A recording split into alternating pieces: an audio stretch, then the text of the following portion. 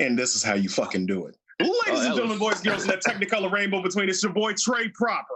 It's your boy Big Herb. And Mr. Petty. You've been waiting all week to do that. I've been waiting all week. You have no idea. Excuse me. No, wait. Go ahead. Oh my God. What up? Rick. Ladies and gentlemen, I want to say something real quick. Whoa, we got Rita and the guest, man. Go ahead. Rita, we ain't forgot about you. Oh, I'm doing the guest? My bad. What's up, OverTyme Sims? Oh, God, you guys remember I was here. Hi. Thank you all once again for joining us here at Blurs and Whiskey, live and direct on Twitch. We've got a great show lined up for you, and the Master of Ceremony is back. Thank you for filling in, homie. I do appreciate your Hey, listen. I ain't going to have you keep calling yourself my goddamn master. That's racist. Master of Ceremony is what I am. So, ain't no masters over here. Says the person, fuck do you think a maestro is? A teacher, jackass. Don't come for me. You know you're not going by that name. You going by the name because it's a variant of the Hulk, who was the master of that planet when he took it over. Stop trying to get sued. Exactly. Oh, man. So if you guys joined us last week, of course, myself and Mr. Petty were not on the episode. We had Lo siento. Yeah, sorry about that. Things come up, things happen. But we all here now. We got a 6-man show. And we're going to get into a lot of topics. We're going to be gender inclusive, okay? I am a woman. I am a lady, okay? She's such a fucking lady. I'm a lady. Thank you. So correctly, we're a 6-person show. Thank you. 6-person show. 6 individuals. See. First he called himself a master, then he trying to exclude the women. Look at it. You fucking up already, Trey. I don't fuck up. Come on, Herb. Yeah. So about that smoke. Yeah, no smoke today. So, guess we're going to go straight into it. First, our drink of the week is, I don't know who chose this, but I actually enjoyed it. So, Rock. I think it was Rick. I think it was Mike should have did it. It was Rick. Yeah, it's actually pretty good. Good look, Rick. So let's go around the horn to see what we drinking. I'll go first. I'm doing it straight. Yeah, so I got can't mess that up. Can't. I got mine with some lemonade. It really tastes good. Damn, I do. I guess I'll go next. I made like an old fashioned with it. It's Ciroc brandy. It's a little bit of a simple syrup, some cherries, orange slice. It's the hint or splash of 7-Up to add a citrus flavor to it. Stir over ice. I made a sidecar with more orange juice than normal because I am not a dark drinker and y'all are not going to kill me. So I put a lot of orange juice. Quitter. Like all our hard work went to nothing. We're trying to get your levels up. No, I'm good. She gonna be saying bruh soon. So we out here diddy bopping. So I made a blackberry lemonade with brandy. Took some blackberries, muddled them up in a tin, added some lemon juice, made my own variation of simple syrup, and put a little bit in there. We got this. Okay. You know, one day we're gonna have it like a drink off between you and Mr. Petty to see who makes the best drink. Yeah. We're all gonna win. We're all gonna win. It's just gonna be. I'm sorry. You know what? I'm sorry. We should have between you, Mr. Petty, and Rita because she'd be mixing up stuff too. So that way we're all being inclusive. Well, she's gonna win because me and Cam are just gonna make 18 different versions of a whiskey sour. I'm here for it. I'm all here for it. Then we can see who can challenge me for the worst drink. That's what we can do. Won't be me. All right, Big Herb. That's true. Go ahead and break us down with the church announcements. Okay, so for starters, the first church announcement, let's go ahead and talk to the homeboy Trey Proper. Guess who's got a haircut? Welcome to Ballhead TV, my man. Really? Good look on you, Thank you. Appreciate you.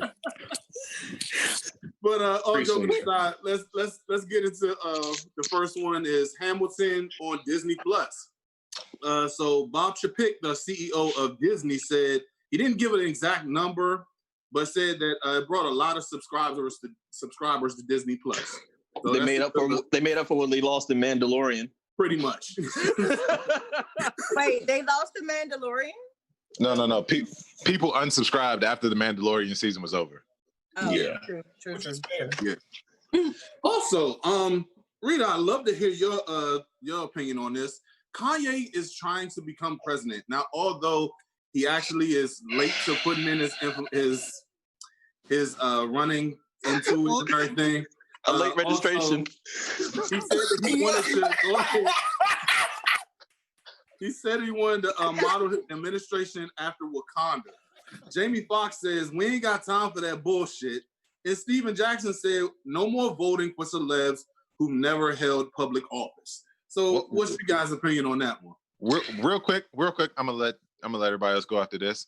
I am not acknowledging Jacob Mugatu. I am not. I'm not going to acknowledge him. And if you don't know who that is, that's the villain from Zoolander. And that's literally who Kanye's become. Jacobin Mugatu, exactly. So if we only vote for people who've held office, you're talking about only person that can win is like Schwarzenegger, right? Oh man. So if you ever study sociology, you would know that you have to be American born to be a president so far. So therefore, Schwarzenegger cannot be president. Trump changed that. First of all, he didn't even file the paperwork, so he's not even worth to be having this conversation. Mm-hmm. Let me say this. If you even slightly consider to write in this Bama, please raise your hand and keep your hand up till I come around and smack the shit out of you. You stupidest, the dumbest. This is all, I'm trying to get all conspiracy theorists, but this is all just a ploy to make sure we get more of the black vote removed from Joe Biden. Yes, he's not the best choice in the world, but this is Trump's boy, and I mean boy in that sense. Yep. Trying to make sure there's more black people who are being misled, pulled away from that side. This is all just a ploy to pull votes from Joe Biden.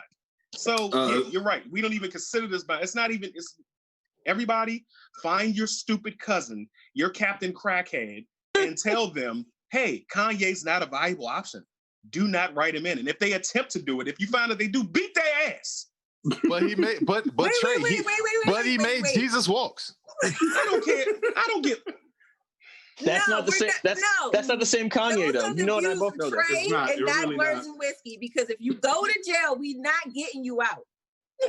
So no, you're going to jail for a good cause. You're going to jail for a good cause. Beat their ass. Okay. It's that simple.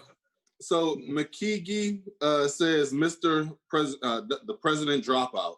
Wow. Okay, I want to give a shout out, and Rick will probably appreciate this one. HU has its first 5-star recruit in quite a long time.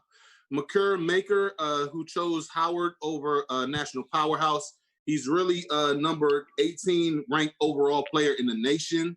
Other recruits such as Josh Christopher, he's another top player in the nation. He's announced that he's going to visit HU. So that's a good look to bring all these top tier players to a HBCU. What's your guys' opinion on that? So what you're about to see is a mass exodus of players going from Power 5 to HBCUs. And the basketball players that started it. Actually, a track athlete started it a couple years ago because like the number one track athlete in the nation chose to go to North Carolina A&T. So it's about to be a real it's honestly about to be a power vacuum, which is kind of cool. I think it's something that needs to happen. Real quick, don't be buying all the damn tickets to the Burr because I might want to come to a basketball game this year, assholes. Okay, but real quick though, Howard has never been good at athletics. That is not, so you couldn't have picked no other school. That's even more of a reason to go. No, the other guy that you mentioned, he did the smart thing. He decided to go see the campus first. The old boy probably signed and didn't see how it was campus. Yeah, he did. They trying to get some remodels done. As somebody who went to Howard, I'll say this: when I saw that Maker signed with Howard, I was just like, "Oh man, he ain't gonna look at facility. He ain't gonna look at the facility." but the thing about it is, though, I mean, honestly, but honestly, anybody who commits to most HBCUs, that's going to be a problem. So it's almost like a chicken or the egg thing, right? They need give me a second because I've been to a lot of them, but it really does. It's a thing. It's like a chicken or the egg thing, right? They need the facility to get the athletes, but to get the money to upgrade the facilities, they need the athletes. So I mean, it's and anybody can get work anywhere. Like, you know what I mean? Like he can. I'm pretty sure that knowing that Maker is coming to this area, it's trainers all around. I know somebody at the St. James right now who's just like, I'm about to get a hold of him and bring him here to work him out and get his game up. No, keep the money in the Black business. Go to Athletic Republic. That's where you need to go. I was just using that as an example. No. Use the Black dollar. Recycle the Black fucking dollar. If you're going to go to the HBCU. Bring them to UDC, take UDC off D2 and put them at D1. We have one of the top female basketball teams, one of the top male basketball teams in the D League. So if you're going to come to a HBCU and you listen to this, University of the District of Columbia, right uptown in Washington, D.C., Marionberry, fought for us to have an HBCU on the hill, and we still got it. Shameless. Not sorry. Okay, so also in other news... No, that's a good point. That's a good point. Javicia Leslie, she is now the new Batwoman. So with Ruby, what's her last name? Ruby Rose. Ruby Rose, departing. Yeah, I don't know her last name. I just she was. Do you not know how to say Rose? I don't know. I didn't know her last name. I ain't got it written down. Shit, I just Rossi. Her name was Ruby Rossi. It's Rossi. Don't say it. She departed the last season of Batwoman, and Javicia Leslie now becomes the first Black female to take over that mantle. I just want to know how they're gonna spin this. Wait, can they hear him just now? I don't even care if they heard him or not. Shut up. I just want to know how they're gonna spin this second season. Like, are they gonna be like, oh hey, Bruce Wayne's cousin is Black? Yeah, plastic surgery. All right, cool. Has anybody actually watched the show? I've watched a couple episodes of it because of I watched a couple episodes just because of crossovers with the Flash and Crisis. Yeah, I don't know how they're gonna spin it. They're gonna say that her and Lucius, they're gonna take the Lucius Fox's son character and they're gonna say somehow they changed melanin or something. I don't know. Multiverse. I don't know how they So apparently instead of STDs they passed on skin contact. Yo. No. Being Black is not an infection. No. They're gonna pull an Altered Carbon. You know the show, the Altered Carbon. I love that show. I love that show too. She got new skin. She got new skin. She got a new sleeve. Oh my God! Like that's what? Funny. No, y'all remember when this is like mid '90s, early to mid '90s, and I'm probably showing my age. I don't give a fuck, but there was a time where the Punisher went into some sort of like not witness protection, but he had to like hide his identity because everyone knew the Punisher, so he decided to like change his pigmentation, and the Punisher was black. Yeah, Punisher was black for like good. I never heard about that. He didn't. I'm looking that up. They literally had like plastic surgery and changed like skin melanin in his skin, and like he was black. He was literally black for like 7-8 issues. Or there Mike Agee says he has that book. Wow. Okay. And on top of that, he had like a black mentor superhero to like guide him through the ways. Was it Luke Cage? Please tell me it was Luke Cage. Yes. I gotta find this. I have to find it now. There was also Herb's comic book review. There was also my bad. There was also a little bit of run on issue of Superman where Lois Lane went undercover as a Black woman. I've seen that. Yeah. Wait, what about the white lady that's walking around on the internet that transitioned to Black? Y'all know that Russian. You talking about the German lady with the huge... I remember that train. She was like head of like the North Carolina NAACP. Not Rachel Dolezal. Yeah, that's what she's talking about. That's what you talking about, Rita? No, I'm talking about. I'm gonna find a picture for y'all. There's a new one, but she's a German lady. There's and she got the big boobs. Yeah, I can't say it. Oh man. In other news, I don't even really want to acknowledge this man because he got roasted on Twitter yesterday. Kyle Quiro, whatever the fuck his name is, he's a former Cowboy player. And he asked, "Is Jill Scott attractive?" No. His exact words was, "Is Jill Scott still attractive?" People find Jill Scott attractive? Yeah. That's what he said. Yes, motherfucker, we do find her attractive. Jill And Scott I'm over here yeah, we do. Like, we all do. First of all, I will literally, I'm not even, no shame in that. Like, I will literally, just go to sleep and cuddle with her. Like, I don't even need sex. Like, I will just, she'll just sing me to sleep. And I'm just going to rest on those big boobs. Oh, you're You can suck my... Jill Scott is beautiful. Right. Well, see, I'm gonna pull a reader for us. It can be a little raunchy, but when she did the whole demonstration with the mic, the mic, man. No, but and on a serious note, though, yes, we find her attractive. The issue that I get from this is the whole is it body shaming? Is it slut shaming? Is it what shaming? I'm like, look, there's no one standard. There's no one specific standard of beauty. Beauty is many shapes, sizes, colors. But Karen, what was his name? I don't know his name. It don't matter what his name is.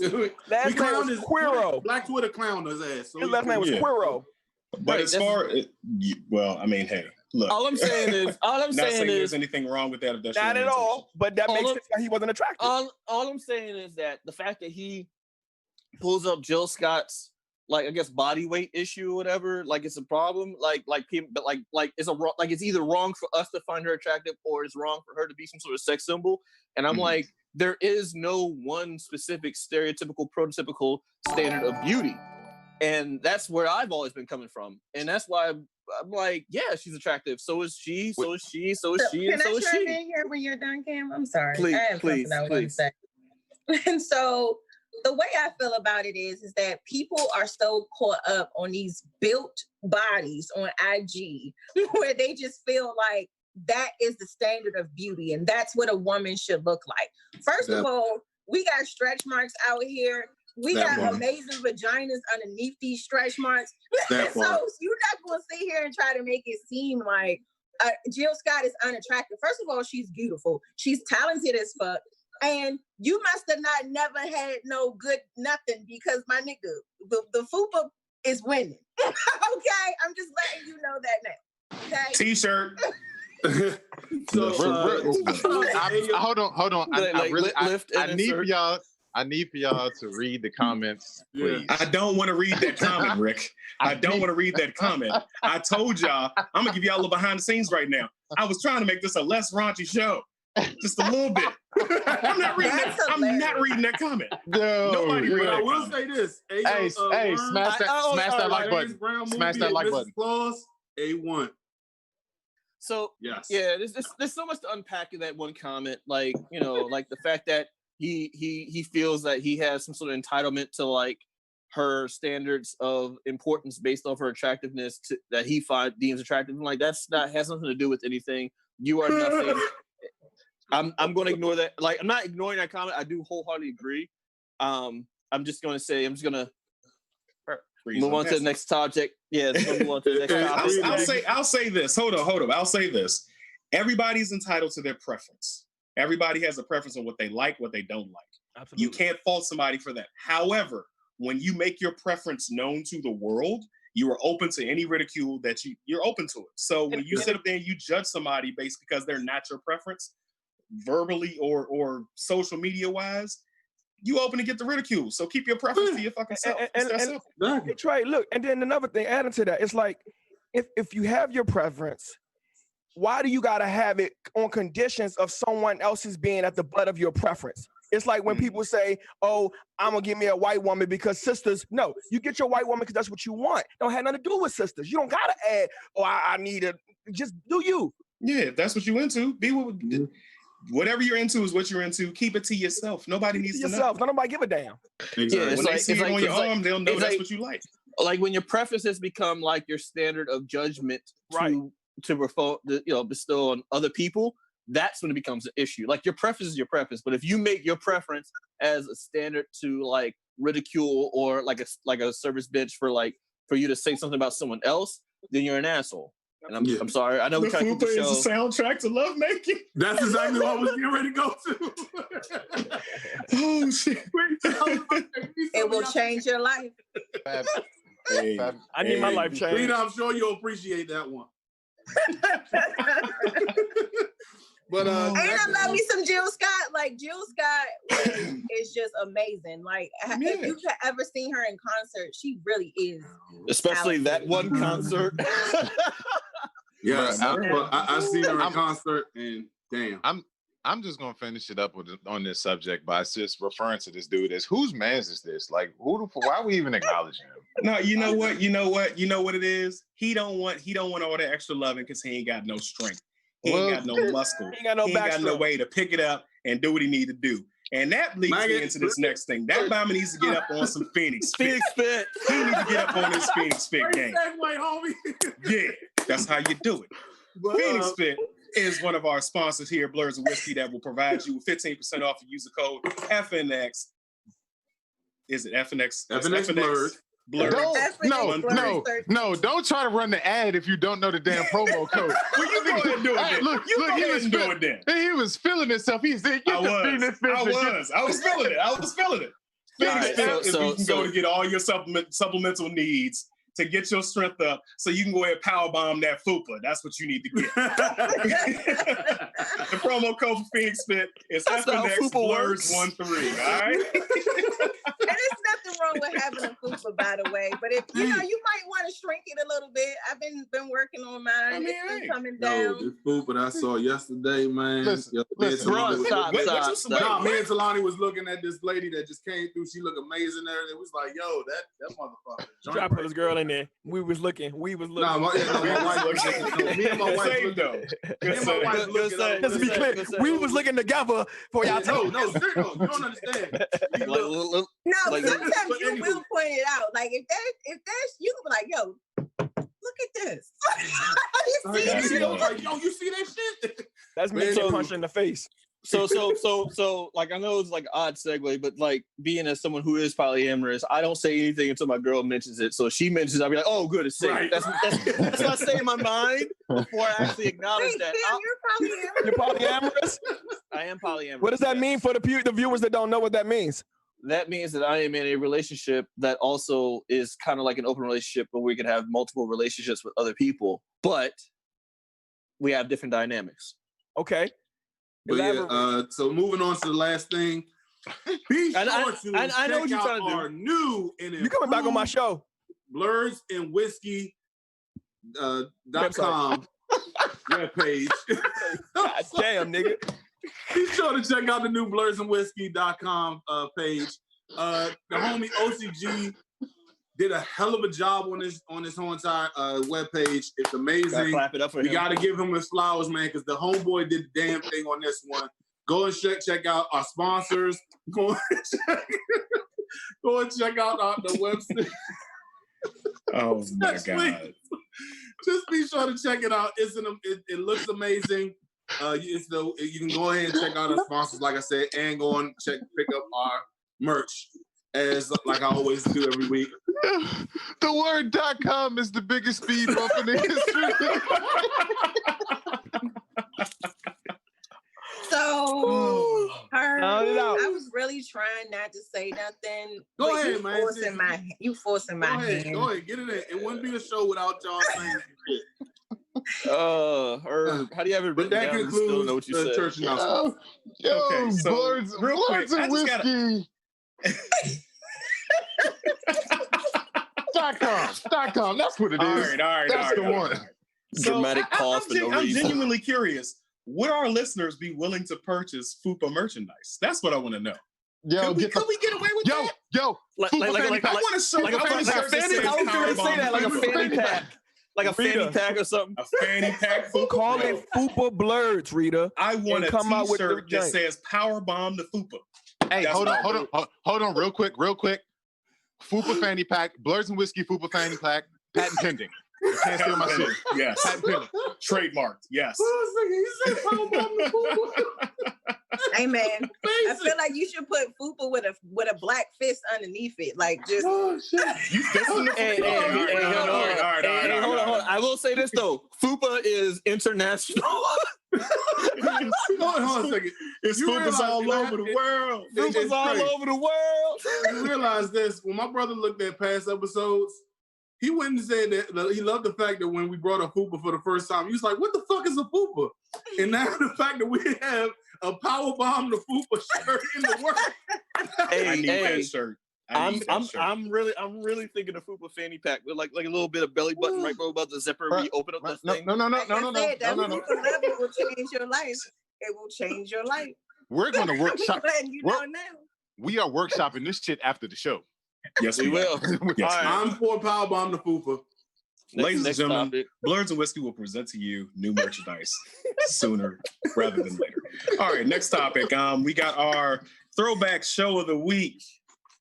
Part 2 of the music episode. She back. Oh. So that wasn't me. I don't know what happened. It wasn't me. So part 2 of the music episode. Go ahead, Herb. Take us home. Yeah, so part two of the music episode, we're going to go back in time to 2000 to 106 in Park. So 106 in Park is a 90-minute top 10 music video countdown show that features hip-hop, R&B, reggae, dancehall. We also had different hosts over the years because the show's been on for 14 years. Didn't even realize it was on that long. Over 3,000 episodes. One of my favorite video DJs was Free. I'm pretty sure Trey can agree with me on that one. So we all love Free. Oh wait. Rita, can we like Free? Is that okay? You know what, my nigga? Shut up. I'm checking with you. I'm just checking with you because you usually have a problem with women that we're attracted to. So, real talk. Whether she agree or not, I'm still going. I can give a fuck less about Tisha Campbell, but Free, Free. Like I will fight her for Free. Give up Free. I will fight her over Free. But yeah, you had AJ and Free. You had Big Tig and Jalissa. Tigger was a host too. Tigger was a host at one point. You had Terrence J and Roxy and Bow Wow and Angela Simmons. I guess that wasn't until late in the end. So So you also had a show. You had songs who were played like multiple times, so many times that they had to retire. And the one that I could recall was Chameleonaire's "Rotten Dirty." Yes. So, and that one was played. I didn't even have like how many times they was played, but they was multiple times played, and they had to retire. Also, Mr. 106 in Park was Bow Wow, who's had numerous top #1 hits. And then you had was he Mr. 106 in Park because he also was like guest appearance on that show so many times, probably because he was. I think so too, but I think the majority of the time is because he was #1 on the list every week. But I mean, you gotta realize it's a lot of teenagers that whole time. That nigga stayed the same. He never gained a muscle. He never grew in height. You're height shaming now. You are height shaming, ma'am. Stop height shaming. There's nothing wrong with being short. He needs some FNX Fit. That was dope on that show. Ain't enough FNX Fit in the world to fix that height. Freestyle Friday was also a dope thing that they had every week. I think it was if you won it like maybe 3 weeks in a row, you became champion. You had multiple guys who actually made a career out of some of them. I got beef with Freestyle Friday. This person, Rick, you know who this person is. Jen, who was on Fast and Furious 2. Jen actually made an appearance on Jen was on there. There was a local rapper from Greenbelt. I forget his name. He's a little white guy rapper. I know him because one of my roommates in college was actually cool with him and brought him up to Howard, and that didn't go too well because people ignorant. Well, look, since we're talking about DMV artists who made it on 106 in Park, we gotta go out to Trey Bars and some. Because they were the pioneers for this. Sunset was the first guy to say DMV on national television. No. Hero hip hop. Look him up. We thought you was about to dial on us again. Oh no, I didn't make it that far. Hey, but put himself in it again. I was getting ready to say, yo. I was getting ready to say though. However, as if he was gonna put himself over, but if he was on 106 in Park back in the day, I'd have been like, yo, that's a good achievement to have. You know? Yeah, I know I had y'all on the rim. I said, let me see if I can get their ass real quick. Look at her. I'm like, oh shit. Oh shit. I gotta go. We weren't gonna just like throw that under the rug. Like, oh, you on 106 Park, loser. Like, that sounds about right. No, I'm just kidding. But no, but Freestyle Friday made me mad. I'm gonna tell you why. Because they started playing like 2 seconds of the video. And it's like y'all would have people call in and vote for the video, or to see what the number orders was, to play like 10 seconds of the video. Like, but the reason why they play 10 seconds of the video because we've seen Chamillionaires riding dirty 90 times. So what? Oh, it's number 2. Cool. Hey, anyway, here's Freestyle Friday because we know what riding dirty was. Come on, man. Hell, the number 1 joint just only went for what, like maybe 30 seconds, and it got the top 3. We got the credits on it as the show was going on. Yeah, but they were even doing it to some of the new entries though. That's what I'm saying. Like even stuff like number 10 or number 9, number 8, they were even doing it to those. So that's why I was saying I had issues with that. But if it was on Friday, the Freestyle Friday is going to take precedent, though. Oh yeah, most definitely. Oh, if it was Tuesday. By the way, did y'all know that they actually had a fight on Freestyle Friday? Are you serious? Yes, they actually had a fight on Freestyle. Like this one guy kept like pushing him in the midst of him flowing and shit, and he's like, fuck it. This is him. Was it the blind rapper? No, Blind Fury was fucking nice. If you ever get a chance, go and look up Blind Fury. That motherfucker was nice with the bars. I'm trying to imagine who's gonna swing on a blind dude. Well, listen, can I say something? I know wrestling gonna come up later, but I had to wrestle a blind dude in high school. He whooped my ass every time. I swung on him once, and he stopped me and whooped my ass again. I would just keep it real. You'd be surprised. He heard you coming.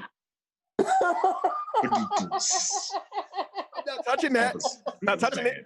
I was just telling a story from my past. I ain't touching that. All right, let's keep going. Yeah. You know it's bad. You know it's bad when I'm not gonna attack something. Oh man. Like Tom already got you. Throwback show of the week. Oh man. So I rarely watched that show. I rarely got into it. It was just not. Nah, 6 o'clock, you gotta be in the house to watch 106. Yeah. I was not so like, let me I honest listened to rap and everything, but it wasn't the most. That's actually what I was gonna say. Straight. So during this time when videos were played on TV, so you had 106 in Park and TRL roughly around the same time period, anytime afternoon. So between like the hours of like 2 or 3 to like 5 was dedicated to like the top 10 hours of every teenager. So as soon as they get home from work, as soon as they get home from school, like, all right, cool, we're gonna use our cell phones or landlines and request a video. So what were y'all watching? Were y'all watching 106 in Parks, or were y'all watching TRL, or were you like me and channel hopping? 106. 106. Not even close. I was channel hopping. I was channel hopping. I ain't going front. I was channel hopping. It all depends on who TRL had on that day, in my opinion. Because TRL used to have MTV would pull down would pull down the guests. Right. You know what I mean? They would. Well, no. 106 in Park pulled guests, but it just depends on what genre though. Because 106 in Park always had like the little Bow Wows, the Destiny's Childs, But then they also had like the what's the name of that movie that was with Denzel Washington where he was playing Frank Lucius. Frank Lucius. They had American Gangster. They had brought Jay-Z because he did the actual album in, and they brought Denzel Washington in. So you had the interviews from 106 in Park. You also had the interviews for TRL, but ain't no interviews in TRL. I kept it black. But you see, there were no interviews in TRL. I jumped around because I didn't like the interviews. I liked the music. I would go straight to MTV Jams, but that would be the only reason I would change. The only reason. All right. Y'all act like Video Soul wasn't the shit. Oh no, Video Soul was the shit. But it was too much soul. Video Soul was not around in the afternoons though. We're talking like that time block of between like 2 and 5. That was VH1. I mean, because we was also talking about stuff that we wanted to watch. I was staying up until 3 o'clock in the morning to watch BET Uncut. My man, that's Hey. It must be ass because it ain't your face it ain't because you a your tip face. I drill. need a tip drill. I say, ain't but sometimes you watch Tip Drill. Hey, I watched that joint a lot. Slow motion, rewind. Go and get the credit card, slide that joint right on through. You go and get what you want. I had so many issues with that video. I'm not even gonna lie. It's all fun and games until you in a real strip club and you try that shit and get put out. That sounds like experience, ladies and gentlemen. That sounds like experience. All right. Let's keep it going. Let's keep it going. Yeah. So that kind of leads us into our next subject. Basically, what was the most amongst us here on the panel? What was the most influential? What was the most who was the most underrated, and who was the most overrated artist?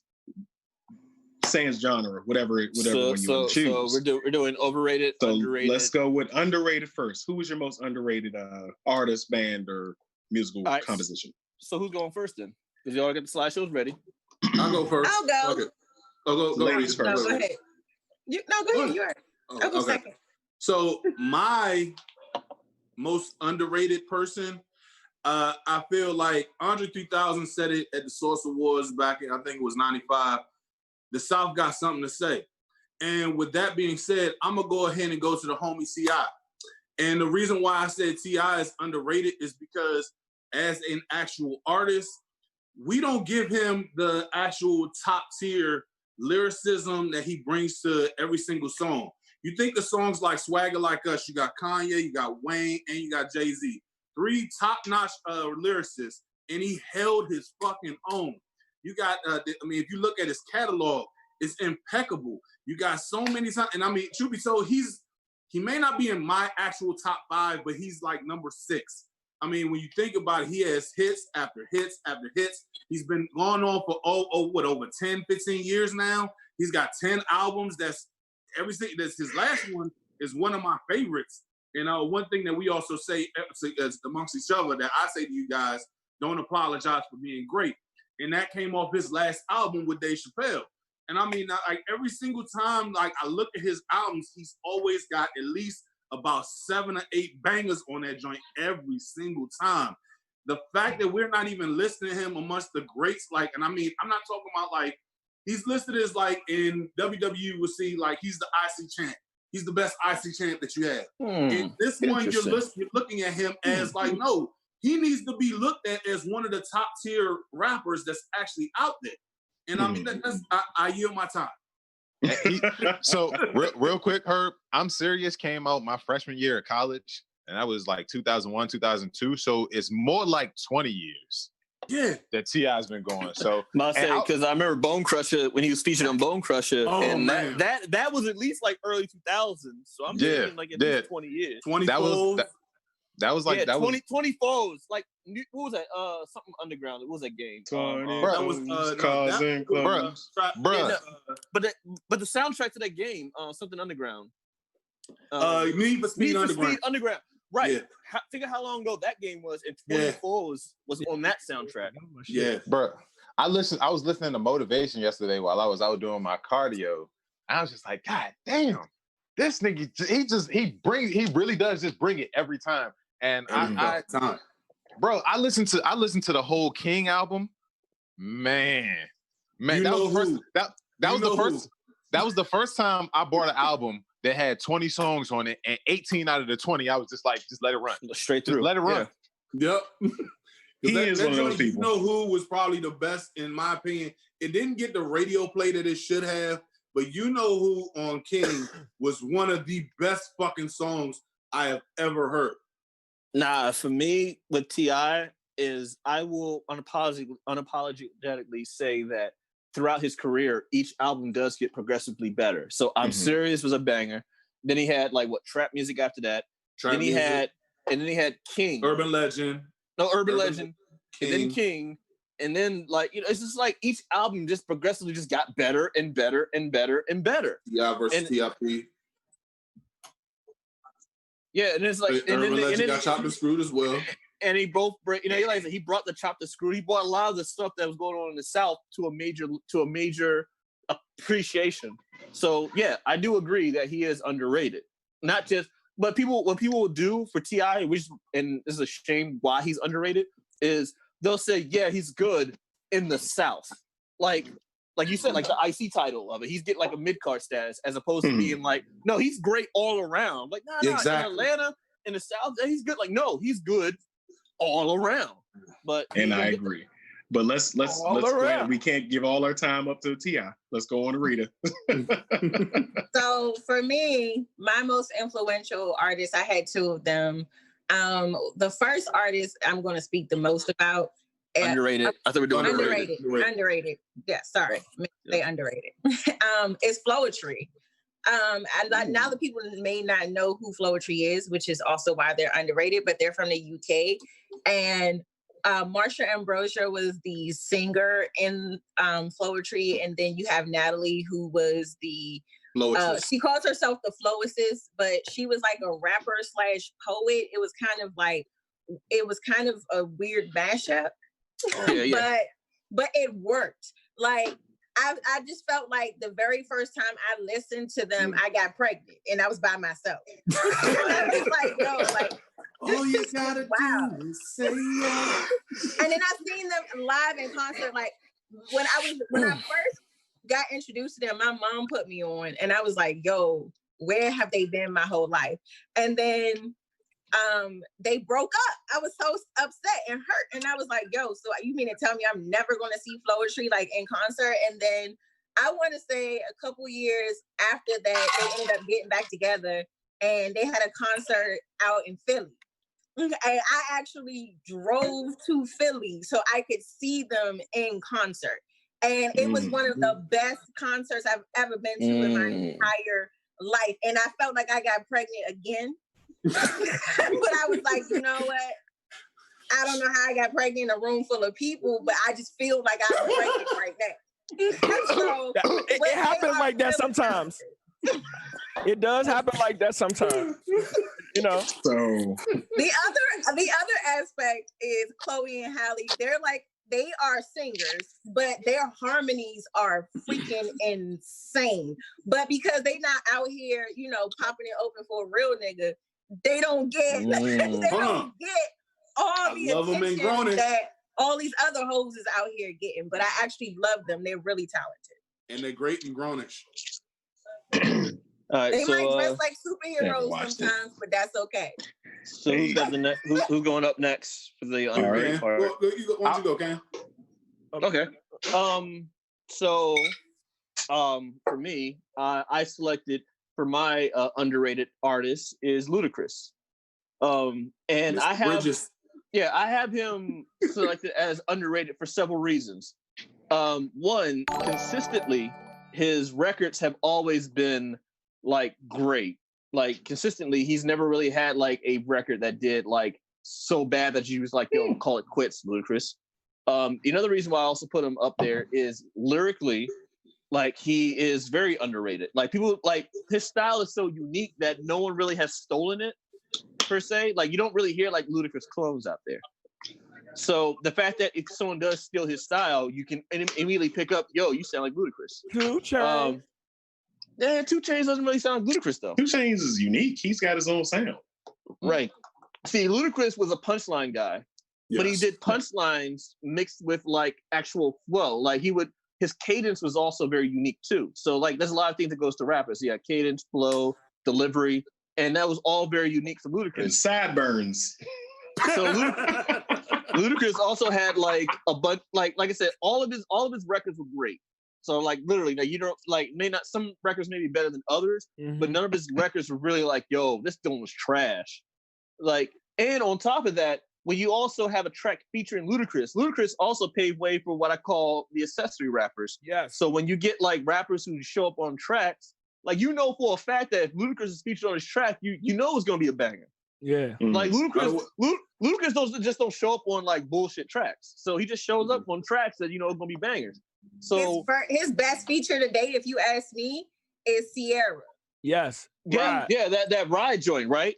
And that again, shit was and no one else could really get on that track that could do it as well as Ludacris though. because his style was so unique. What he'd do is he would fit his style to part of that track, so it almost became as a part of the musical or melodic part of that track. So he worked with the musical part of it. And then, you know what else he had? Family. I'm actually making my way to that.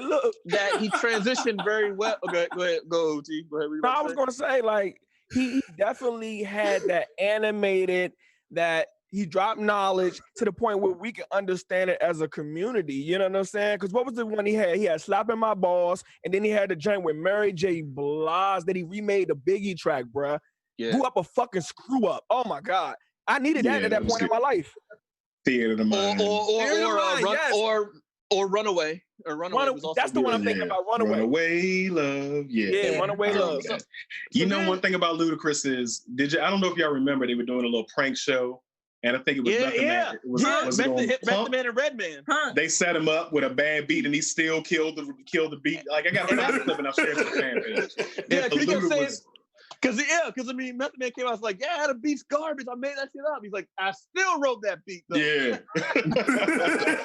I mean, if you really want to see Ludacris's greatness on display, go back and look at that versus battle against Nelly. Yeah. Just go back and look at it. We're not even gonna look at Nelly. Honestly, just look at Ludacris. I didn't have to watch it.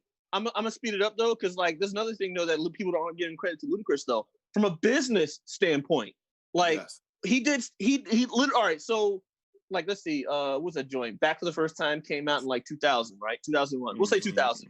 Mm-hmm. His last album may have been like what, 07, 09? We'll say 2010. I think it was like he's got some 12. recent. 12 or 13. All right, so we'll say 12, right? But between like, I want to say between like 2000 and 06, he like did a business move where he actually like trademarked his name and other stuff. So literally he had nothing but 100% of his royalties for everything. So everything he's already made, he's going to make that back in the back end so that he can focus on things such as transitioning to Hollywood and stuff like that. Mm-hmm. Like from a business standpoint, he's also probably one of the better ones who actually got in, got his money, got out, and was still relevant. So that he wasn't kicked out of the game. He just left the game. Well, not left the game, but he kind of like took a break from the game. And can still think about his family. And can still he can still come back and rip the shit out of anybody's song. Anybody. Pretty much. By the way, that song, I just looked it up. His last album came out in 2015. It's the shit. The which one? The song he has with Little John, Sex Beat. Oh my God, listen to it. Yeah, True Teacher said Ludacris almost drowned for Little John's music video.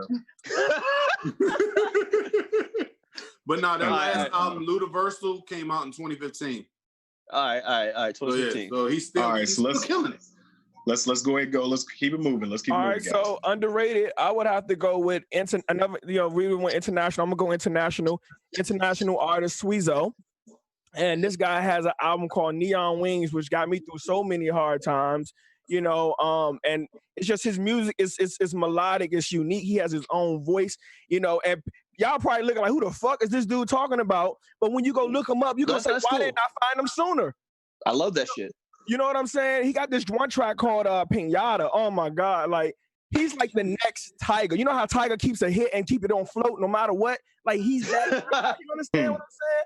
So look, that's all I had to say. I just had to make sure y'all knew who this guy was. He is so amazing. And homegrown, Sweezo. Okay. Might have to look him up. Yeah, make sure you share his info to the fan page so everybody can check it out. Absolutely. Rick, what you got? My underrated artist is Lil Baby. I'm gonna go ahead and give some love to the youngins, even though a lot of looking at y'all goddamn faces. Y'all just, no, it's another one. No, Lil Baby's nice. I like that. I like his music. Now, if you got to go and listen to his song Bigger Picture, like, that lets you know where the next generation is. We may not like their methods, we may not like how they come at things, but they all have that singular focus to try and pick up that flag and progress forward. His song Bigger Picture is amazing. He has a really good flow. Like, it's almost a blend of old and new. You know what I mean? But like, as far as like being an artist who is on the come up and who I feel like is underrated, I went with Lil Baby. Okay. Cool. What about you, Trey Popper? I didn't pick anybody, but off the top of my head, I got to go with Raleigh Ritchie. So those of you who know know me, I'm a huge Game of Thrones fan. I didn't send his pictures in. I'll share stuff later. But he actually is an artist. He's the guy who played Grey Worm in Game of Thrones, and he's a musical artist. His name is Raleigh Ritchie. His most popular song to date is "Stronger Than Ever." His real name is Jacob Anderson, but he's from the UK. He's got like three albums out, though, like my chill songs, but he's very underrated in my opinion. Say what? Like what kind of music? Does he do like bounce? It's like soul. It's like soulful, like neo soul type music. Now you're not saying Roddy Rich, are you? I am saying Raleigh. You know who Grey Worm is on Game of Thrones? Yes. He's an artist. Are you serious? Dead serious. You just had me thinking that Roddy Rich was on Game of Thrones, and you had me thinking I can watch it for a second. I'm so sorry. I was like, coming out the coop with the lot that was on Game of Thrones. No. I was about to be so impressed. All right. So, do you guys think we got enough time to go over overrated and most influential? Hey, hold on a second. Time out before we go any further. Trey, this is our fucking show. We on Twitch now. Let it ride. Let it fucking ride. Fuck it. Do what you gotta do. I'm just gonna keep getting drunk. Yes, I mean it's Sunday. We enjoying the Lord's Day. Let's get up and go ahead and enjoy this. I'm gonna go ahead and start with my overrated artist. Being as I'm an old head and I remember like back in the day and even back then I was like, yo, this dude's overrated. My overrated artist is Diddy. Now, when I say overrated, I'm not negating everything he's done in the music game. I'm not negating what he has done for hip hop in general. But what I am saying is, if you look at his track record, this man is a one artist, one hot artist. Night. Like no, he'll give an artist one good album and then move on. Don't worry if I write rhymes. I write checks. Right, exactly. Like he's supposed like he'll. Like I'm not, and again, when people are gonna jump on me like, oh, but he did this, and this, I'm not negating his accomplishments, but what I am saying is that, like Biggie, okay, well, we're gonna skip Biggie because the irony behind this. We're drinking Ciroc brandy. Yes, today. You know what? Diddy's just the face of Ciroc. He ain't make Ciroc. Hey, but he's also the face of music. He don't put us on Revolt. All right, how about that? We drinking Ciroc. I don't think he's an artist. He's not an artist. Damn good vodka. He's featured on like so many albums himself. You're drinking brandy. You're drinking brandy though. I know. What are you doing? All I'm saying is if you look at his track record, like most of the artists that he signs to Bad Boy, they get like maybe one good album out of him, and then that's it. Yeah, like everybody, even people who are making a comeback, like the only 8Ball and MJG are the only people. He doesn't have a success. He doesn't have a successful record. He doesn't have a record. He doesn't have a consistency. He doesn't have a record. He gives him like maybe one good album and then moves on. Now is he all? And that's all I'm saying. Like Mace, he had like he gave some people 2 albums. Who did he get 2 albums to? French Montana. Total. 8Ball and MJG. We're not gonna even acknowledge French Montana, okay? Let's move along. Okay. I give it to you, but we gotta give him his dues. He's like the I gave him his dues. Bad Boys artist. Only standing Bad Boy artist. Cause it's his label. He was gonna do fine himself. What? Y'all remember Get Him to the Greek? Yes. Yep. Oh God, no. That's my He's playing himself. He's playing himself in that movie. He absolutely is. You want to get crazy? He made them niggas want to go get him some cheesecake, okay? Yeah, he's playing himself. That was a party character. Let's party. All right. Who's got overrated next? Because I'm gonna go next. I'm gonna go next because there's gonna be a lot of people that's gonna come after me about this. And guess what? I don't give a fuck. My overrated artist is Snoop Dogg. Yeah, yes, I was wondering about like Snoop. Off camera, girl. Do not turn off his mic. That's fine. That's perfectly fine. Listen, yes. Matter of fact, no, turn the mic on, you mean, because his mic, that's what you need to do. Because she about to... Listen, Snoop she'll cut him for that. Snoop is a cultural icon. The nigga's face is everywhere and then everything and all of that. But outside of Murder Was the Case, who actually rocks a Snoop Dogg album? Anybody? I can name one. I can name Blue Carpet Treatment was great. Blue Carpet was. I ain't never heard nobody bumping that shit in their car. Everybody. Listen, I'm talking about putting a Snoop Dogg album on and letting it run. Just let it run. The whole album, not like the song. Yes. Again, hey, listen. You guys do what you want. Love him all you want to. The nigga's overrated in my book. He's a cultural icon. He's made his presence felt. That's fantastic. Fuck all that. He's Rhythm and Gangster was dope. So Blue Carpet Treatment was dope. Go ahead, Ken. I'm gonna go ahead and side with Rick on this one because I'm gonna get hate mail for this one too. Because Snoop is a survivor in the hip hop game, and he's like a cockroach. Because what he does is like, all right, no, not okay. So when we ain't never gonna get back on TV. Gotta stop this black on black brutality. Please let me finish. Please. Go ahead, man. Please let me finish because I'm side with Rick on this one. Oh God. So he was on Death Row Records. Death Row was going under. What did he do? Instead of like standing on his own 2 feet and like trying to be the man that he said he was, he jumped on the next hottest go-to label, which was No Limit Records. With No Limit, he was signing No Limit. Yeah, exactly. He had 2 albums with No Limit, and both of them dog shit. Tell us how you really feel. Whoa, I didn't know that. But when he signed No Limit, that kept him level, and he learned from Master P enough to do his own record label, which is when he then decided to jump ship with not instead of doing his own record label per se or producing his own beats, he gets with the hottest producers. So all those hits that you say for the Blue Carpet Treatment, Herb, they were all produced by Pharrell, who was the hottest producer of all of 2000. So he literally just does is just ride the waves to what is successful. Hey, that's why I'm saying he's a survivor. If you've seen the movie, Survivor sounds better. Hold on. If you've seen the movie Half Baked, he's literally his character from Half Baked. What's up, nephew? Bullshit. Yo, damn, I just put that label yesterday. Wait, pass that weed over here, but make my head. Stop bogarting that shit, homie. and then we're talking about clout chasing because, like, I'm sorry, that's why I don't understand why I got beef with Tekashi 6ix9ine because Snoop Dogg is the OG clout chaser. That, in my opinion, like whoever's hot, Snoop Dogg is a part of that culture. Martha Stewart, he jumped on that shit. Like, I'm just saying, like he does what he can to stay relevant and survive, and it works. Like, I'm not disagreeing with it. It works. Unpopular opinion: Martha Stewart got more jail time than Snoop Dogg. It's not an unpopular opinion. It's a what did Kashi say? It's a fact. Fries with that said, well, if you don't want your producer jumping into tracks and dancing in your videos, then come to Death Row Records. Jump on the tracks though. Pharrell was dancing in the studio. Come on, man. That song beautiful. Oh, man. That was all Pharrell. All right. Who's next? Overrated. I'll go. I got a 2 for on this one. Drake and Nicki Minaj. You're a hoe. Oh, my bad.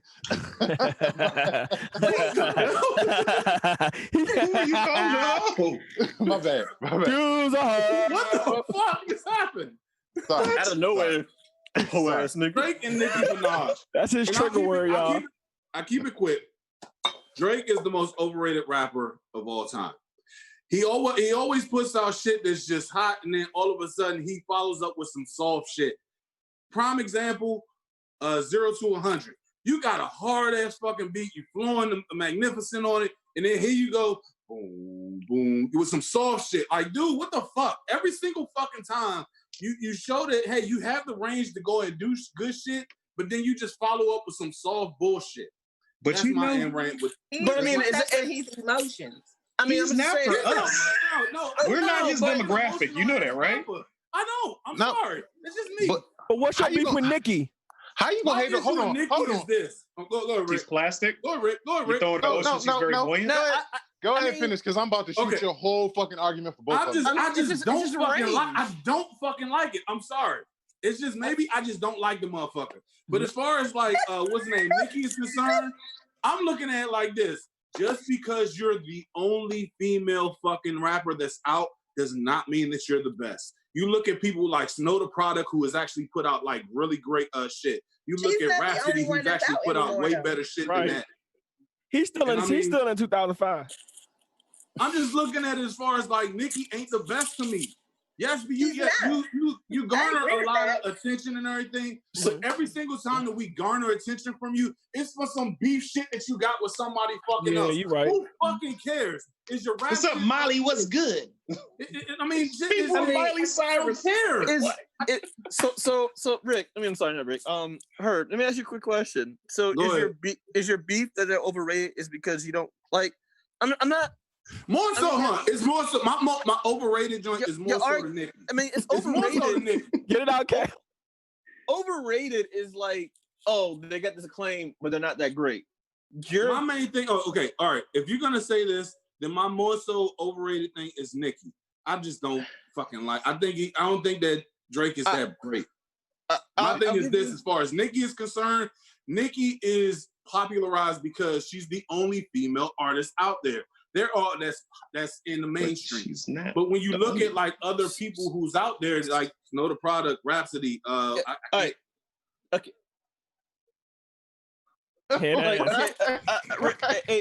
Herb.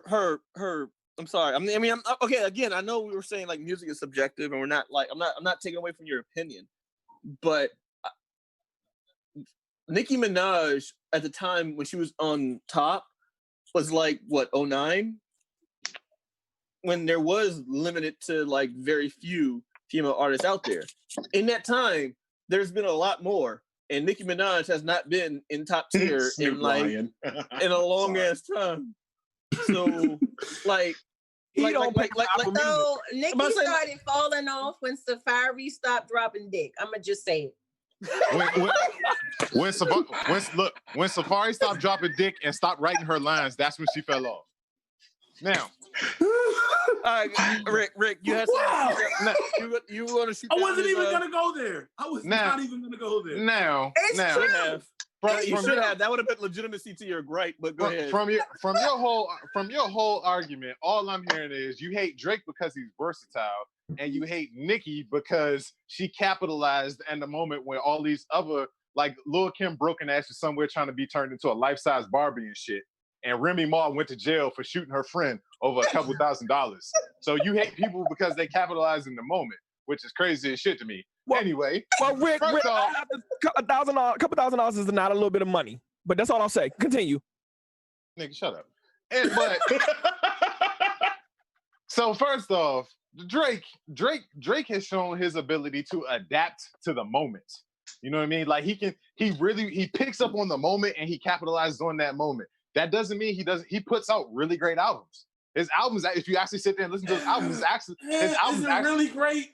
His albums actually do go. Like if you go at it with a clear mind and just listen to the shit for what it is, it's actually good music. Like don't just go off of this shit because some other niggas is out there. Yeah, I ain't listening to that soft ass light skin. Shut the fuck up.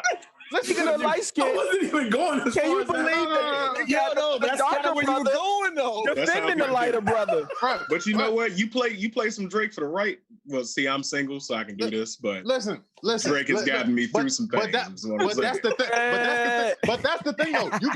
You can play some Drake to set the mood. You can play some Drake if you want to be reflective. You can play some Drake on some hard shit. Yep. You can play some Drake while working out when you're FNX Fit. That's what I'm talking about. Y'all fucking segues is magnificent, man. He fits the moment. You know what I'm saying? So you can't hate on Nicki for that. And then Nicki Minaj, bruh, listen. Yes, she came out when everybody else was lacking, but at the same time, it wasn't like Safari was writing his ass off of her. That nigga was trying to hold on to everything. Let's give the props to Safari then. Fuck no, I'm not giving that nigga and his hairline no props. That was all Nicki. And his coconut oil. Exactly. Exactly. Oh my God. So it's a struggle to listen to Nicki Minaj. What can I say? So fuck. With that being said, is it because of Anaconda? Beer struggle. Trey, you want to take the reins on this one? No, because this man was talking about anacondas. I'm asking, is that what it is about? Is that what it is, Herb? Is it about Anaconda? No, we're not talking about Anaconda right now. So that's not why you mad at Nikki. Not with the way her booty was looking in that video. No. No.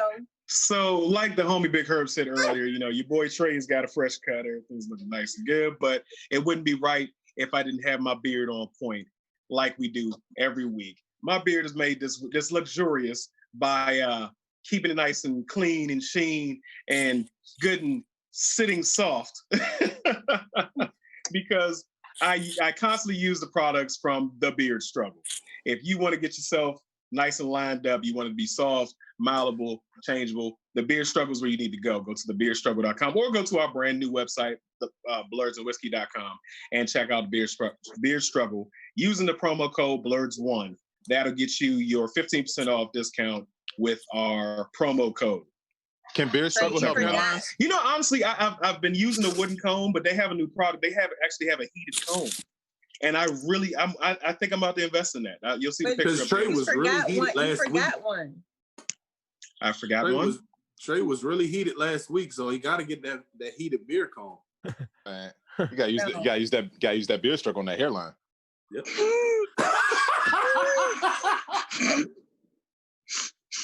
And I guess we can get to my most underrated. Overrated. Overrated. Well, just so you know, only if we want to talk about overrated, I gotta go with my all-time most this overrated. Means war. And that's OverTyme Sims. There we go. This nigga just dialing on this over again. Moving on. Let's talk about so speaking of last week, let's talk about OverTyme Sims. Nigga, why the hell you take your shirt off my damn show last week? So what happened was, do you have your AC on right now? You got your AC on right now? I'm gonna answer that question. I got a heater under me. What are you, anemic? Why? No, he has his heater because it's his album that he last dropped. It's on the mixtape. Is that cold? Is that what it is? Is that cold? What are you, 45? You got a blanket on your lap? Come on now. Because OverTyme Sims with a Y. OverTyme with a Y is a new Spotify artist who is a very wait, why are you saying yourself is overrated? Exactly. That's why I want you to listen. So he has a very eclectic sound, right? Why are you speaking in third person again? We're talking to you. The Rock says, whose man is this? One day, he's doing eclectic pop, Taylor Swift type shit. Then he's making race car game music. You get what I'm saying? It's like, who does he think he is? Does he really think he's like why is god of music? I don't know. Who do you think you are? 2019. Listen, 2019 put out a nostalgic rap genre type album called Welcome to Olympus, based off Greek mythology. Nobody asked for that shit. Yes, but it was fucking fire. It was fucking fire, and we loved it. We listened to it. We rode in the car. We listen. We loved it. And you know what? One last thing. Thank you, Blurs and Whiskey, for letting me come on y'all platform. I love you guys. I don't have a problem with you being on the platform. That's all fine and dandy. Just keep your goddamn shirt on. Somebody wanted to see your titty nipples. That's all it is. I don't need to see all that. First of all, I work hard on getting my titty nipples to like a real high 8. Well, I don't care where you keep them at. Just keep them under your shirt. Know about your nipple sweat, man. My diameter used to be like stomach to chest ratio was so off. I'm just happy that I got like titties up here now. Like I've been doing some push-ups. I've been getting my fupa pump on. Tom. You can't have a fupa. Good job. Like he said fupa pump on. In other words, he's pumping the fupa. Nobody care about your fupa. Power bomb the fupa. Hashtag power bomb the fupa. Power bomb the fupa. There we go. I'm gonna get that shirt. I'm gonna get that shirt. Anyway. Rita, go ahead. It's my turn. Speaking of fupas. So my most influential artist, I'm sorry, we're talking about the overrated, my bad. The overrated artist is fucking Jennifer fucking Lopez. I'm like, how do you think with Jennifer Lopez? Yes, she has a big ass. Let's acknowledge that, okay? It's really not that big. It's not. It's hers. It's really not her. Like she built hers. I didn't say it wasn't big. I said it's not that big. Okay. So, and in that essence, it's big because it's hers. Let's just put it that way. But outside of that, sit down. You're not a good actress. For real. You was good as Selena, though. I mean, I'm not gonna say she. Selena was good. Selena was her only good movie. Name another good movie. Made in Manhattan. Made in Manhattan. Made in Manhattan. Shut up. That was Wait, my she played show. her role in Money Train. Money Train? She's not a good actress. She played her role. G Lee. Somebody said that thing was huge in Anaconda. I know. Hold on. That's where I was going. That's where I was going. Wait a goddamn second. Hold on. This nigga just said she was good in Geely. Get him out of here. Get him out of here right now. I didn't hear that. I heard it and I ignored it. The last movie she did with Cardi B and that one was it Hustlers? Good. She was a stripper. So she was convincing. I will because she's this. a dancer. That's my whole thing. It's like, okay, if you're playing a role, like Selena was a singer, even though Jennifer can't fucking sing, but she was a singer dancer. So she played something that she could play because she was a dancer/singer. The only time she ever does a good job for real in movies is if she's pretty much playing her fucking self. That's the only time she does a good job. I have to agree with Rita on the overrated part for J-Lo because, like, y'all forget, just like Snoop, she jumped from producer to producer. So for a while, she was with Diddy. and then she jumped on Murder Inc. And then she jumped on Mark Anthony. Without you. Bro, listen. But She's a fly girl. In hindsight, 2020 though, if she didn't have her falling out with Murder Inc. Duets. Oh God. Oh God. I just had a flood of memories come back. If she didn't have her falling out with Murder Inc. to lose her spot as the #1 R&B singer under Murder Inc., then Ashanti wouldn't have a career. So props to her for like having that beef. Bro, I blame Keenan. I blame Keenan Ivory Wayans. It's his fault. Should never let her ass dance on stage. So she's a good dancer, but that's legit it. Like that's her only talent. She was T-Pain before T-Pain was a thing because she definitely used auto-tune. Like she just like, but let's say we go ahead and move to character of the week since we're doing the whole musical thing. We got a special, very special character of the week for the musical episode. So I know y'all gonna like it. 12 minutes late.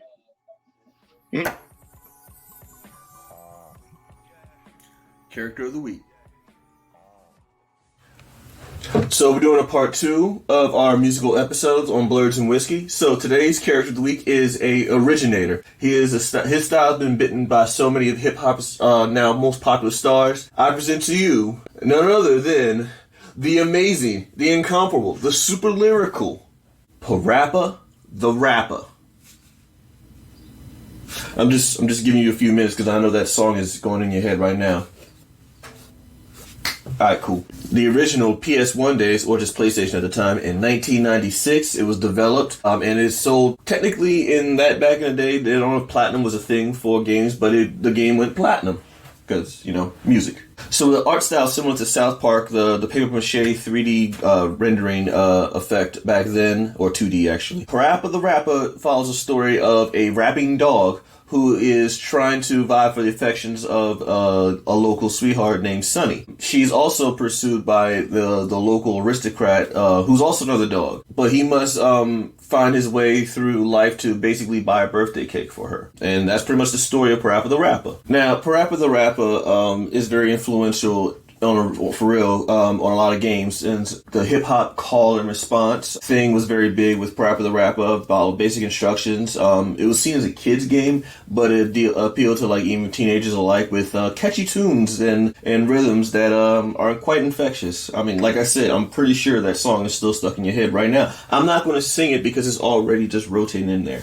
The developers Nana Osha also did a rhythm guitar bass sequel, or spin-off I should say. And then they also had Parappa the Rapper, the sequel. I also didn't know they had an anime for it, too. In my opinion, I feel like games like Parappa the Rapper, if that didn't happen or wasn't successful, you wouldn't have games such as Guitar Hero and Band Hero that would follow suit with the same similar, like, call response, musical, video game, interactive gameplay that makes it fun for all ages.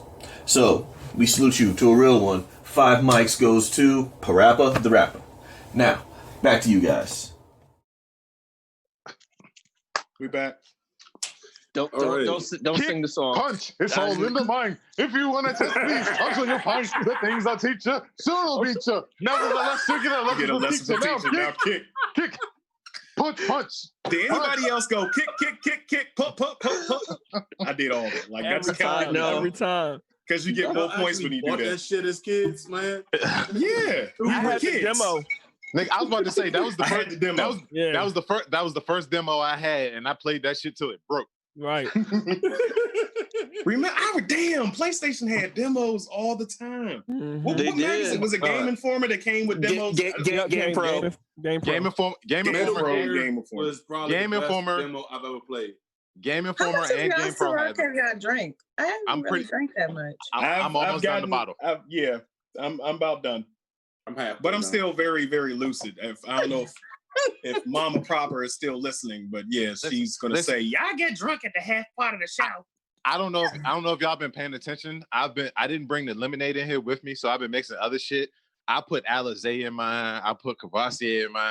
All right, so let's go ahead and wrap up the show. Yeah, about to get wild. For those of you out there that's listening, how did you feel about that Parappa the Rapper? That was pretty funny. Yeah, good. I didn't know who he was until like a couple days ago. What the fuck?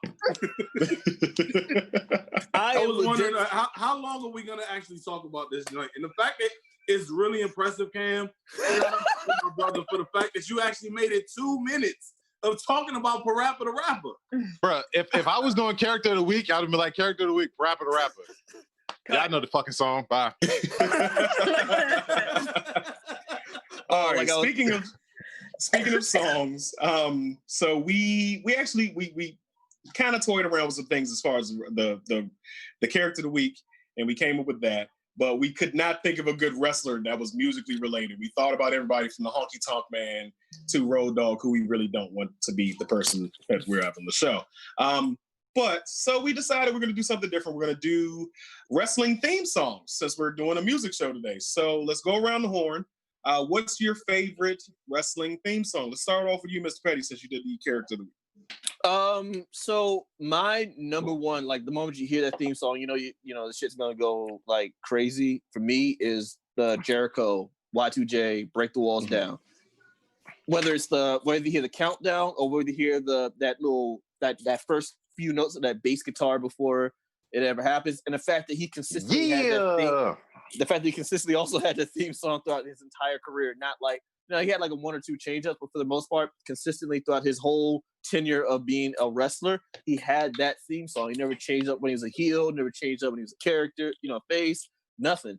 Oh, let me change up my character and do no. He just boom. As soon as you hear that, come on, you know what I got you. Yeah, break the walls down. Everybody. Okay, exactly. Look around, y'all. See that shit? Flippo's about to ride. Okay, sorry. Yes. All right. OT, you got a favorite wrestler theme song? Now don't be mad at me. I hope I ain't stepping on nobody's toes because I missed it. Free space. Do what you gotta do. Edge, you think you know me? That was my mother. Okay. On this day, I can see clearly. Hey, so real quick, if you want to see 4 grown men react to Edge's theme song, look at us 4 at Royal Rumble when he came back this past year. If there's a video out there of it, we all just threw up our hands. Bro, we almost flipped the table at Summers. Me, Herb, and Trey's big asses and Cam jumping in the air at the same time. Going, oh my God! That is the power of wrestling right there. Herb, what you got? I got the big homie Triple H. It's all about the game. That shit is all just about like the game and how you play it. Before I used to play my football games or anything like that, whenever I was playing something, I always used to get me just hyped up whenever I hear that song. Which one? The regular fighting version or Bow Down to Your King? I forget that. It's all about the game. Nah.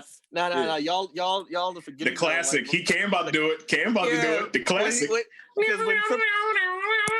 That one was dope. dope. That one was dope, but that's not the one I'm talking about. It's the other one. It's the son. Yeah, that shit goes hard. That shit, that was. Actually, y'all, McNair had that joint too at one point. She did. Well, she was just using his music because she didn't have her own. Yeah. Right, but y'all forget though, like how impactful that was because when Triple H was just becoming like the heel, and as soon as like nothing's, everything's going right in the world of WWE, Monday Night Raw. Hey, good things. Nothing bad could happen. As soon as you hear that, the crowd is instantly just started. Boom! It comes back rolling on time. Hey, just wanted to say I stole your wife. So exactly. Cheers to that, man. Yo, cheers to that, man. Poor Test. Poor Test. Rest in peace, Test. Rita, who you got? We all know. See that y'all didn't pick my choice for wrestler of the week, especially since he was actually on a record. So as a result of that, my favorite theme song and also my flashbacks of all of the tongue licking is The Rock. And if you smell what The Rock is cooking. Boo this man! What? You picked The Rock? Oh my God. Wait, he had a whole song and y'all was like, we not doing The Rock. We're not doing The Rock. And I'm like, you know what? Y'all. Because we knew you were going to pick The Rock. We knew that. Hey, however, playing devil's advocate though, because like early 2000s Rock when he came back with that whole all right, so they had the smooth jazz. Do you smell what The Rock is cooking? We all fuck with that joint. If you smell, boom, and then we heard that joint. Right. Oh man, that crowd. As soon as you hear that, the crowd. You just look at the crowd. They're like, are you talking about the whisper one, or are you talking about the one where he's like, and then it goes. You're thinking about the heel turn. You think about the heel turn. Talk about because that one was trash. I like the first one. When he would come down to the ring in them soft leather shoes and slide his ass across the ring. That was prime rock. That was prime and the rock. Gucci shirts, Joe. All right, Rock's one of the greats. So Rick, who you get? Did you already go, Rick? Rick ain't go, I did right? not. I did okay. not. What you got? Batista. Because it's amazing. It's amazing. I walk for miles inside this pit of anger. That just speaks to me on so many different levels. It does. It speaks to me on so many different levels. And then they would have the machine gun. He would have the machine gun synced up with the fireworks. That's just amazing. And I'm pissed. Real quick, there's a video that's been circling around social media of a little hood ass dude trying to do the Batista entrance with his fireworks. I wish somebody would have pushed him into the fireworks because he disrespected it. He did it real bad. Done that this year. I didn't think about that. I should have done that. I'm saving that for next year. I'm gonna try that. Did I hear? Because when the fireworks do go off, it's just like everybody wants to just. Yes. Everybody wants to do it. There was a clip went around in the early days before Batista was like the man, but when you heard that when he did the fireworks thing, there was a clip with the music of Boogie Nights, the Bee Gees, Staying Alive. So it literally looked like Batista was doing like doing the camera shot. Yes. So you'd be like, oh man. All right, so I hate you, Batista. I hate you too. I hate you, Batista. I hate you too. Yes, look up that clip. I hate you, Batista. My choice. So my favorite intro of all time is actually "Slow Chemical" by Finger 11, and that is the Kane theme song. That was from I think the Attitude album. No, that was thematic. It was between thematic? it was thematic. It was between early it was definitely it was a little after Ruthless Aggression, but right between Ruthless Aggression and the PG era for Kane. Yes, but it was also when he took the mask off. Kane's music actually had lyrics. That shit was the wonder of the world is gone and all for sure. Yeah, and he had the fire as in his Titantron city would be on fire. Quick honorable. Yeah, go ahead. But side note for the Kane theme song is that was also featured featured on the Punisher. It was featured on Punisher's soundtrack. Yes. Hey, quick honorable mention to Hollywood Hogan because it was Jimi Hendrix. Yeah, you're right. Yeah. So 2 things I want to say. So number one, I'm surprised, and I'm not surprised, but I'm just saying, just fucking with him. I'm surprised Trey ain't come out with what's the name? Jericho's latest one. What's the name of that? See, Judas. so as of late, Jericho has not exactly been my favorite. Like me and Trey, me and Little Trey, we love Judas. Like we love the song Judas, but I can't play it right now because that Bama said all lives matter. And it's like, damn, Jericho, you Canadian. You supposed to be on our side. Shit. But the other one I actually have to say, Randy Orton's theme song is fucking phenomenal. That shit is ridiculous. They understand. And I'll even go as far as WrestleMania 30 was one of the best fucking performances. Sorry. I'm sorry. If you like that song, that says you need a counselor. Oh, says the same guy who says I walk through miles in a pit of anger. That's real. I didn't say that I don't need one. You said it resonated with him. Now, I will say my honorable mention though for theme songs was probably the D-Generation X theme song, which is part of the same soundtrack of WWE Volume 4. Yeah. For the what was that band? No clue. I don't know. Page Against the Machine. They sound like Rage Against the Machine. So just, I don't know. But I'm saying though, like in the Attitude Era, as soon as you hear that, bow, make some noise, and then like subliminal messages like of like DX and stuff.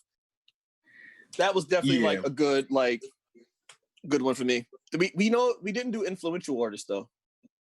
Wow, somebody said Rick must have forgot. Batista originally. Somebody said Rick must have forgot. Batista originally did the Buff Cabbage Patch in his intro. Who asked you Keith Lee? I didn't, but I choose not to acknowledge. You know what's not really a rock song, but it's pretty catchy from honorable mentions? What's that? What's his name? Bobby Roode's Glorious. Yes. I will be there. Every time it comes on, I gotta sing it, Joe. You just want to stand there like. And you actually got the voice for it. Give it to us one time. Come on, Trey. Glorious. Don't hype it. How will be that? Don't. Come on, Maestro. Maestro, get the maestro in. Nah, we got it. Nah. So we could start doing some karaoke. No, we're not. No, we're not. Karaoke. I know y'all not. But I have a question for y'all before we get up out of here, because y'all know I'm an avid karaoke singer. I love singing. I may not be the best at it. I may not be good at it. Some people don't want to hear me sing. I don't care. I'm doing it for me. But if you guys, gun to the head, Cam, had to sing a song on karaoke in front of a group of people, because he's gonna keep saying, I'm not gonna sing. So everybody on the panel, what's one song that you would definitely sing on karaoke? Hold on, real quick. Let me go first. I'm gonna go first. Hey, can we all just give Trey Proper some props on how he just crowbarred in his own category? Straight like that. I think it literally just yes, that's how you do it. Oh man. He pulled an overtime. He pulled a fucking overtime. That nigga just crowbarred that shit in. We gonna talk about some shit that I want to talk about. Damn it. Well, look, you going first, Rick, or you want me to go? I'll go first. I just went. I wasn't even listening. I was about to say no. We couldn't hear you. Oh, wait. What you say, Rita? She said she would do the thong. No. I'm gonna give you your flowers. She said she would do the thong song. Why would you? I'm not saying it anymore. I'm gonna go sit down. No, I want you to expand on it. I want you to expand on it. We all like to know.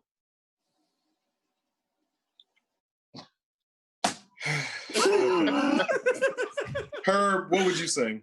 I would actually. I have a few, and I hope Jesus I'm not Christ. stealing your thunder on this one, Trey. or off-camera guy. You can never steal my thunder, but go ahead.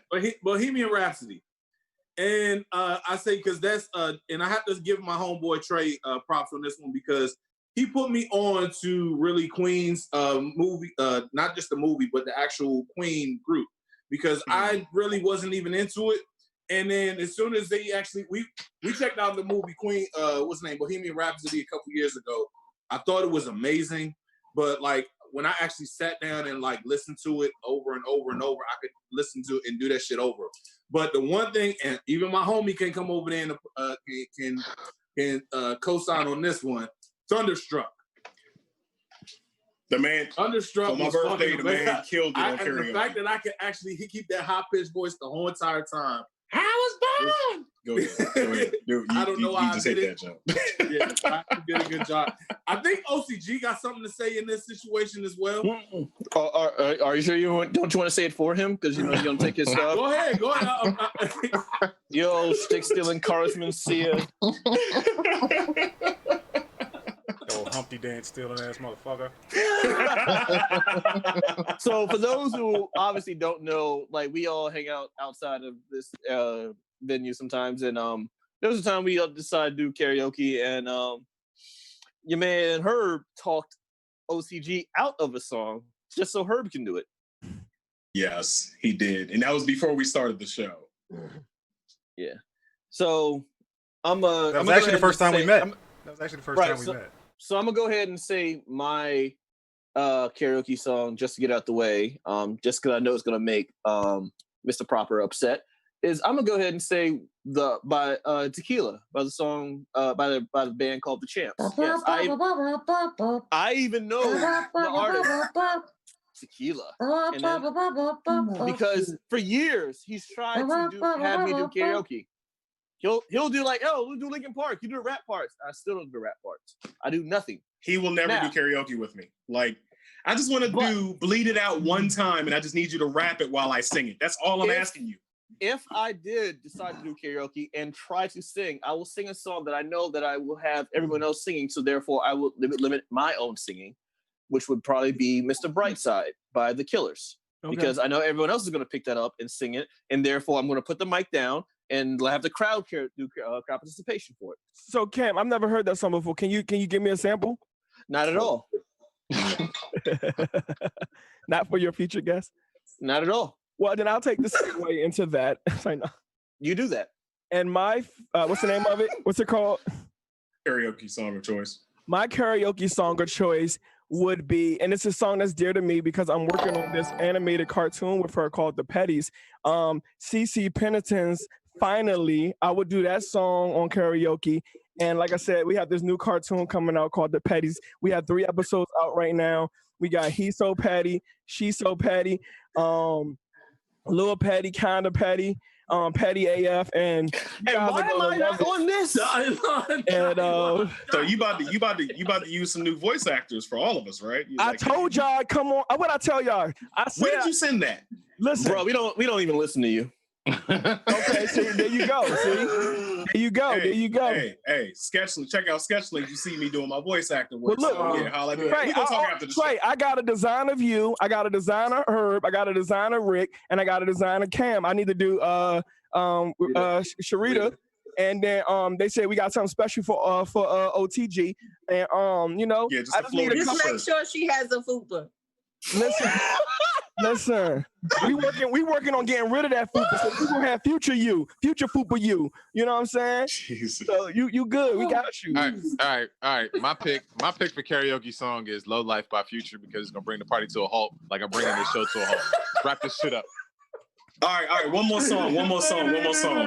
Just one more song. I want to do a karaoke. Entanglement.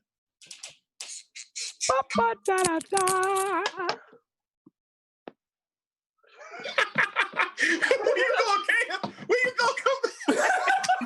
Come sick of your shit. Just sick. I have officially finished it. So I think we're done. The horsepower on this was 80 proof. If anybody wanted to know, it was the Ciroc VS very special. It's I actually enjoyed it. I did like this one. So good job, Ciroc. Herb, go ahead and close us out, homie. Yeah, so as you always know, go into blursandwhiskey.com for your one-stop shop for everything for FNX Fit, Beer Struggle, Sketchlings. Go and get all your merch over at blursandwhiskey.com, like this cup right here. And as we always do. And that shirt. And fupa paraphernalia. I hate that picture of me. Me too, I hate my picture. He got him. Damn it! I hate it so much. Oh, bastard! As we always do, go ahead, Herb. Get your cup tray. Come on. Why? Come on. Up to it, down to it. Fuck those who don't do it. We do it because we used to it. Drink, motherfucker, drink. And bastard. We out. And I'm Overtime Sims. Ladies and gentlemen, boys and girls, and that technicolor rainbow in between, it's your boy Trey Proper. It's your boy Big Herb. And thank you for watching Blurs and Whiskey. Be sure to like, share, subscribe on all social media platforms. And check us out on blursandwhiskey.com. Be sure to get that merch. And come take this shot.